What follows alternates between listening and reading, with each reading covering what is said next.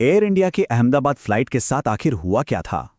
हाल ही में एक रिपोर्ट तो आई है, लेकिन जवाब मिलने के बजाय सवाल और भी ज्यादा गहरे हो गए हैं। तो चलिए इस पूरी पहेली को समझने की कोशिश करते हैं। इस रिपोर्ट के आते ही एक बहुत बड़ा और गंभीर सवाल खड़ा हो गया है।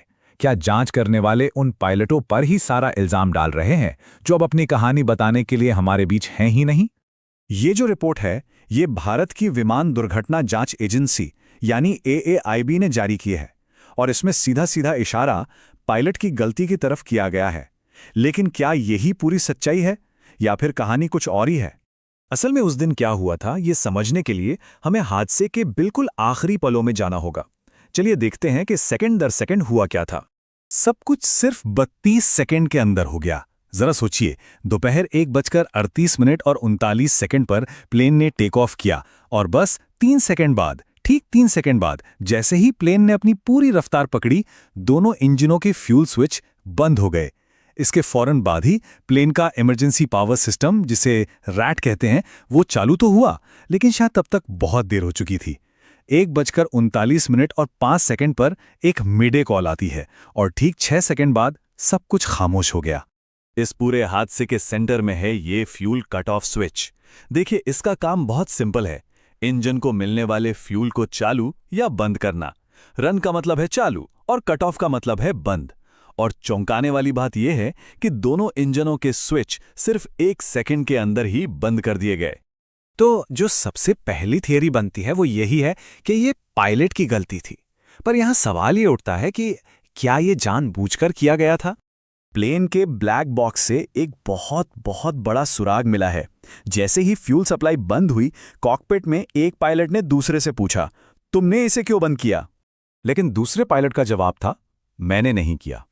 बस ये 2 लाइनें, और मामला पूरी तरह से उलझ जाता है। एक पायलट सवाल उठाकर इल्जाम लगा रहा है, तो दूसरा साफ साफ इनकार कर रहा है। तो देखिए, यहां पर सबूत दोनों तरफ इशारा कर रहे हैं। एक तरफ वो सवाल, तुमने क्यों बंद किया, ये साफ साफ किसी इंसान के एक्शन की तरफ इशारा करता है। लेकिन दूसरी तरफ दूसरा पायलट न सिर्फ साफ इनकार करता है, बल्कि रिकॉर्ड्स ये भी बताते हैं कि उन्होंने स्विच वापस ऑन करने की कोशिश भी की थी। और तो और, दोनों ही पायलट्स का रिकॉर्ड बिल्कुल साफ था। कैप्टन तो रिटायर होने वाले थे। तो कोई ऐसा क्यों करेगा, है ना? तो चलिए अब दूसरी संभावना पर आते हैं। क्या ये पायलट की गलती नहीं, बल्कि प्लेन में ही कोई मैकेनिकल खराबी थी? देखिए, ये जो स्विच होता है ना, ये गलती से बंद नहीं हो सकता।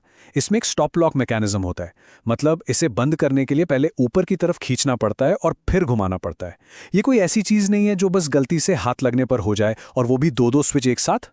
और यहीं पर रिपोर्ट की एक बहुत ही जरूरी बात सामने आती है। रिपोर्ट में यह सिर्फ एक धारणा है, एक अजम्पशन है कि पायलटों ने स्विच बंद किए। इसे एक फैक्ट के तौर पर नहीं कहा गया है। और ये छोटी सी बात बाकी संभावनाओं के लिए दरवाजा खोल देती है। और ये संभावना हमें ले जाती है 2018 के एक सेफ्टी बुलेटिन तक।